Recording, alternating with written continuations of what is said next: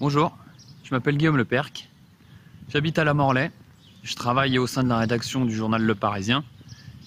Et dans ma ville de La Morlaye, touchée par l'épidémie de coronavirus, je vous fais vivre jour après jour comment vivent les habitants de La Morlaye. On a rencontré monsieur le maire avant-hier. Hier, on a vu des parents d'élèves confinés chez eux en télétravail. Aujourd'hui, on va essayer de faire le tour des commerçants pour voir comment ils vivent sous cette épidémie de coronavirus. Est-ce qu'ils ont des pertes? Est-ce qu'il y a des répercussions sur leur commerce? On va découvrir ça aujourd'hui. Il y a eu sur le début de semaine un petit flottement et beaucoup d'interrogations.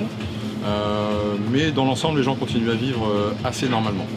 Flânent un petit peu moins en ville peut-être, mais en tous les cas, nous, ici à la fromagerie Primeur, les gens ont besoin de se nourrir et continuent à sortir et viennent. Au niveau des précautions, tu me disais aussi tout à l'heure que parmi ta clientèle, tu avais quand même pas mal de personnes d'un certain âge. Tu me disais tout à l'heure que tu te proposais même, pour éviter qu'elles sortent, d'aller les livrer chez elles. On fait ce service-là, oui, effectivement. On a fait une publication sur Facebook en début de semaine.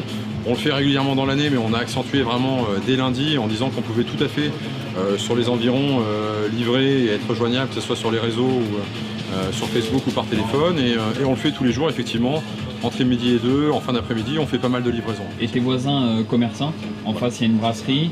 On a un coiffeur juste à côté, on a un poissonnier aussi. Est-ce que tu échanges avec eux? Est-ce que tu ressens chez eux aussi on se connaît tous bien. C'est pas évident pour tout le monde.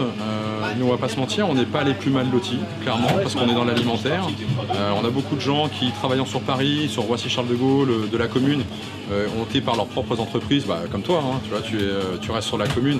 Donc forcément, d'habitude, ces gens qui sont sur Paris, mangent dans des brasseries, ce genre de choses, sont à la Morlaye, donc ont besoin de manger. Il n'y a plus d'école, donc il n'y a pas de cantine. Étant donné que c'est un petit peu inédit, j'espère et je souhaite que les gens ressortent et aillent effectivement chez le coiffeur, boire un café, acheter des vêtements, faire des montures de lunettes, s'acheter un bijou. Il faut aussi faire vivre les petits commerçants, hein, parce que si ça s'éternise, malgré tout, il y a une vraie réalité économique.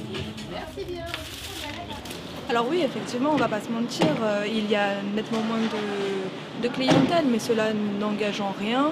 Nos commandes restent à peu près les mêmes, on a des commandes pour ce week-end, donc on va essayer de vivre avec et pas se faire couper du monde comme les médias peuvent en parler.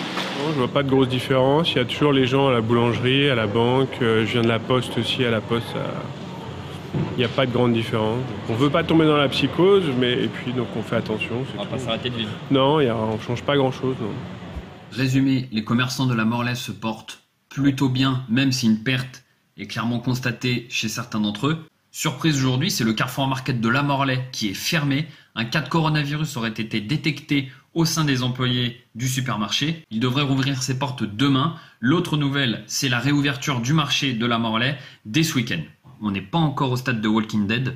Les commerçants, certes, ont connu une perte. Les habitants continuent de sortir, prennent un petit peu plus de précautions que d'habitude et ne s'éternisent pas dans le centre-ville lorsqu'ils font leurs courses. Mon ressenti, c'est que les difficultés rencontrées pour les habitants ainsi que les commerçants de La Morlaye, c'est combien de temps cela va encore durer. Et pour les parents, combien de temps vont-ils devoir encore rester chez eux en télétravail et la difficulté à devoir faire garder leurs enfants.